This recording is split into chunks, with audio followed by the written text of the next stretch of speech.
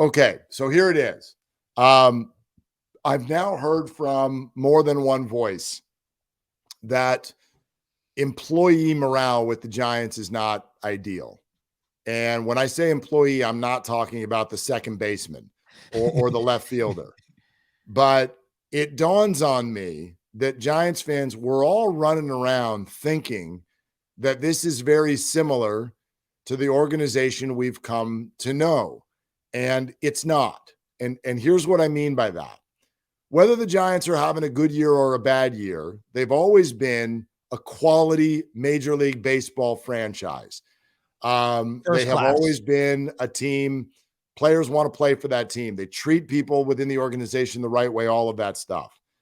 Well, now, even though Larry Baer is out in the media as much as ever, Larry is not in the role that he used to hold. Guys like Rob Dean and Greg Johnson are now in very, very powerful positions, and I don't think this fan base even really knows them. No. I don't even think they know who they are, let alone I don't know who they them. are. I don't know them. You don't know them. We couldn't pick them out of a lineup in some cases. And they are making major decisions, and things are going south, which means there's a trickle-down effect here that really concerns me. And so this offseason is not just about go get Aaron Judge. This offseason, I need to see some trust building. This organization needs to find a way to build trust with the fan base and therefore potentially with its players as well. Because I'm the type who thinks you can look at a lot of examples around baseball, basketball, football. When there is bad ownership and bad leadership all the way at the top, that does trickle down. I agree. It's why the Chargers never win. It's why the Browns never win. And I'm not putting the Giants in that category yet. I'm just saying I don't know. All we know is that payroll is careening down, and so is their record. And so this is going to be a monster offseason in more ways than one. How do you build trust with the fans? Is it just, I mean, you even referenced, like, it's not just getting Aaron Judge. So then what does that look like? What does trust building look like? Because it does feel like, look, you've lost 5 out of the last 6 years. Farhan, you can blame Farhan all you want, Giants fans. They were trending in the wrong direction before he came. Okay. There's like, we can have that argument separate. I'm talking about the organization as a whole. You zoom out, they've lost 5 out of the 6 years that they've been in power. This team, they had a great run for decades. They cycled down. I'm not sure where they're at right now. So how do you build that trust? Well, for me, it's a matter of class. And you don't always know when these opportunities are going to show up, but they do. And just look right across the parking lot to watch the way that the Golden State Warriors treat their people, watch the way they treat their fans, watch the way they treat just world events when they take place, and watch the way they spare no expense when it comes to A, winning, and B, doing the right thing. And so I know that to go get a free agent, the free agent has to say yes.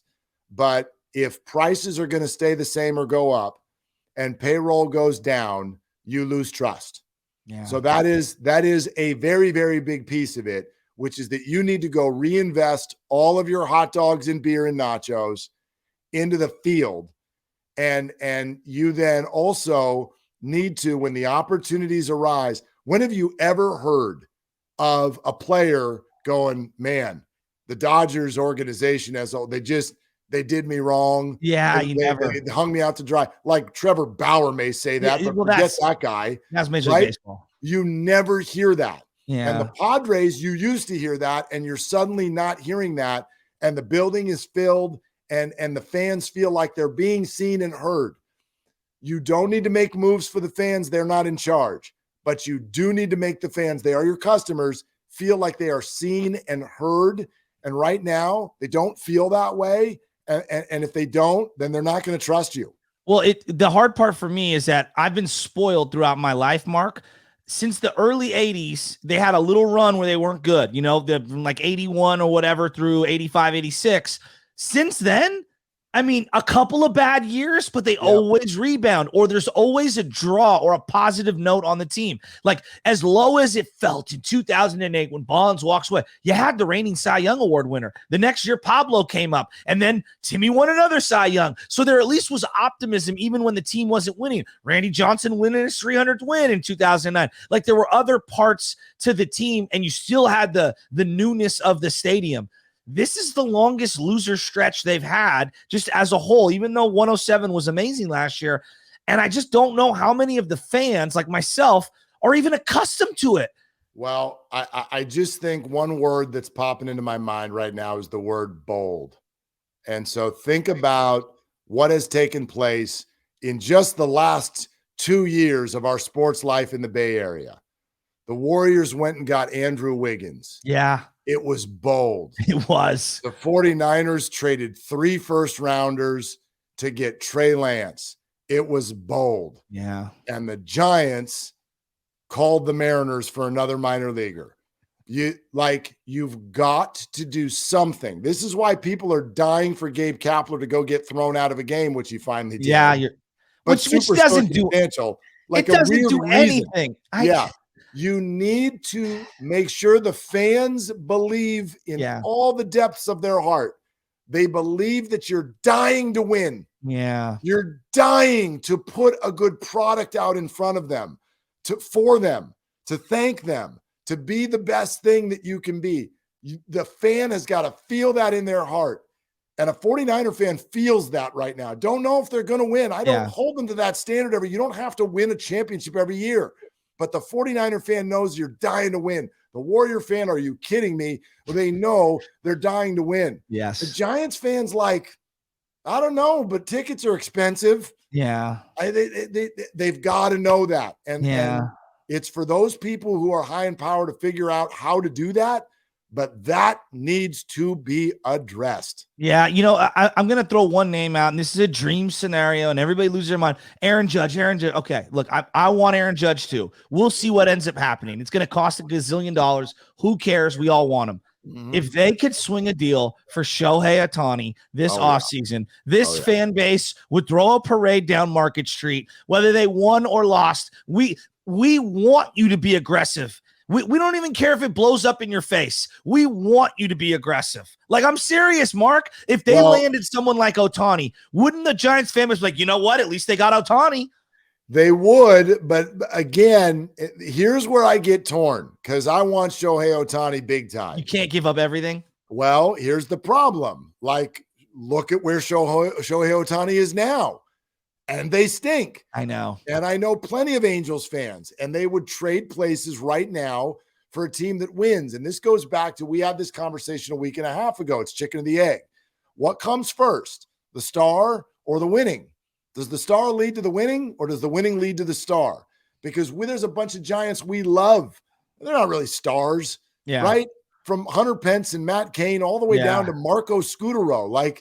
If you win, we got you. Yeah. I love those players last year. They weren't stars, but I loved those dudes. Yeah. Late night Lamont. Are you kidding? He got a nickname. So I want the star, but I bet Farhan Zaidi's response to that would be the same thing a lot of teams are saying about Garoppolo now. Why would I give you a bunch of stuff for that guy when I know he's going to come to us for free if we just wait a little bit longer? And I'm not saying I know he's coming, but the Giants have been pointed out as one of 2 or 3 teams who would be first on his list if he gets to free agency. And he's going to get to free agency after next year. Yeah, and I would love to have him. My God, I would love to have him. We would love to have that guy. And then you put him in a rotation. I mean, hypothetically, Logan Webb, Rodon, Harrison, Shohei. Stop it. And then you finish it with Alex Wood. I mean, come on. Well, the good news is the longer the Angels wait to do this, the more the price goes down. That's a great point. Because we watch rentals not get a huge price. So if the Angels are smart, right, they dip their toe in the water at the deadline. Yeah. They didn't do it. If they're smart, they do it this offseason. Yeah. Because if they wait till next July, you'll get a nice trade. You won't get a backbreaker though. Before we get on out of here, Field of Dreams is tonight, and obviously Yes. it's the Cubs versus the Reds. They're wearing the throwback jerseys.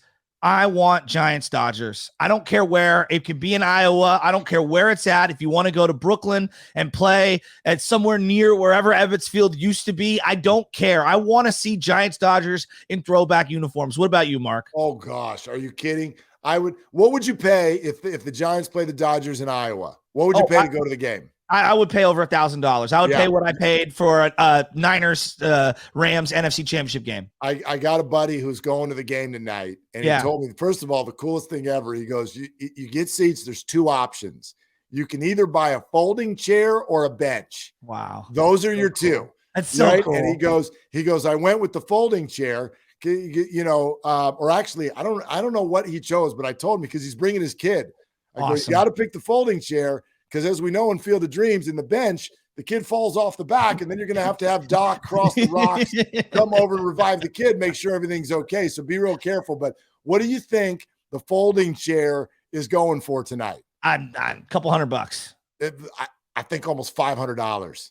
Wow. $500 for one ticket, and what you get is a yeah, but you know what, Mark? That memory lives forever. What an experience, though, right? Come on. And that's one of my favorite movies. That's most people's favorite movies. You think of your dad, or you think of your son or your daughter or whatever, and I don't know. This is the one thing, as much as we crush Major League Baseball, the Field of Dreams thing is a grand slam. They got this one. They got this one for sure. All right. Mark Willard and Joe Shasky, and we're going to go have a catch. That's it for Garlic Fries and Baseball, guys. We'll talk to you again at the end of the week.